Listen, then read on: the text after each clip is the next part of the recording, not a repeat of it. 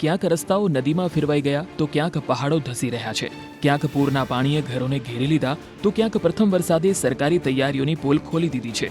દેશના વિવિધ વિસ્તારોમાં રાહત બનીને વરસેલો વરસાદ હવે આફત સાબિત થઈ રહ્યો છે. આસામના ધેમાજી જિલ્લામાં સતત વરસાદને કારણે અનેક ગામો અને આસપાસના વિસ્તારોમાં પૂર જેવી સ્થિતિ સર્જાઈ.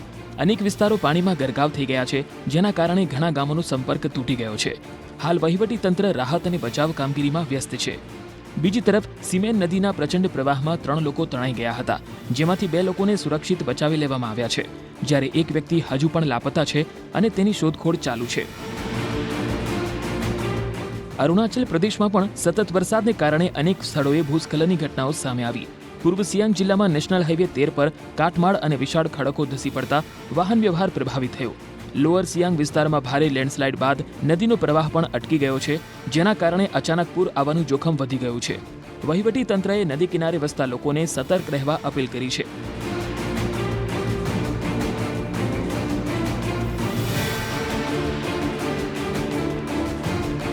મુંબઈમાં ધોધમાર વરસાદે શહેરની રફતાર થંભાવી દીધી છે.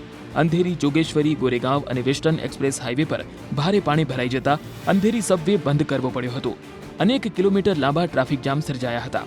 વરસાદની અસર લોકલ ટ્રેન સેવાઓ પર પણ જોવા મળી અને ઘણી ટ્રેનો લેટ ચાલી રહી હતી. હવામાન વિભાગે આગામી 24 કલાક માટે ભારે વરસાદની આગાહી સાથે એલર્ટ જાહેર કર્યું છે. તો નવી મુંબઈના અનેક વિસ્તારોમાં ઘરોમાં પણ પાણી ઘૂસી જતા લોકોને ભારે હાલાકીનો સામનો કરવો પડ્યો હતો.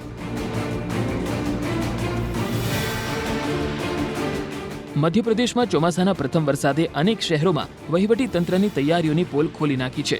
રાજધાની ભોપાલમાં અનેક કોલોનીઓ અને રસ્તાઓ પાણીમાં ગરકાવ થઈ ગયા હતા. શિવનગર, સુંદરનગર અને જૂના ભોપાલના અનેક વિસ્તારોમાં ઘરો સુધી પાણી પહોંચી ગયું હતું. ગાંધી મેડિકલ કોલેજના સી બ્લોક બોયઝ હોસ્ટેલના ગ્રાઉન્ડ ફ્લોરમાં પણ વરસાદી પાણી ભરાઈ જતા સમગ્ર વિસ્તાર જાણે તળાવ બની ગયો હોય તેવો નજારો સર્જાયો હતો. ખંડવાના ઓમકારેશ્વરમાં ભૂસ્ખલનની ઘટનાઓમાં ઘરોને નુકસાન પહોંચ્યું હતું, જ્યારે મંદસોરમાં માત્ર 1 કલાકના વરસાદમાં જ પાણી ભરાવા અને ગંદકીની સમસ્યાએ નગરપાલિકાની તૈયારીઓની હકીકત સામે લાવી દીધી હતી.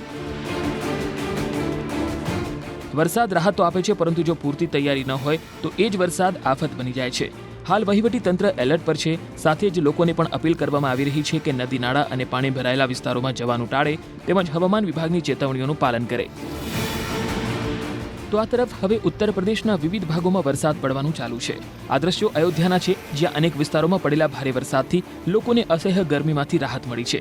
વરસાદ બાદ વાતાવરણ ખુશનુમા બન્યું છે અને તાપમાનમાં પણ નોંધપાત્ર ઘટાડો નોંધાયો છે. રસ્તાઓ પર લોકો ઠંડા પવન અને વરસાદની મજા માણતા જોવા મળ્યા.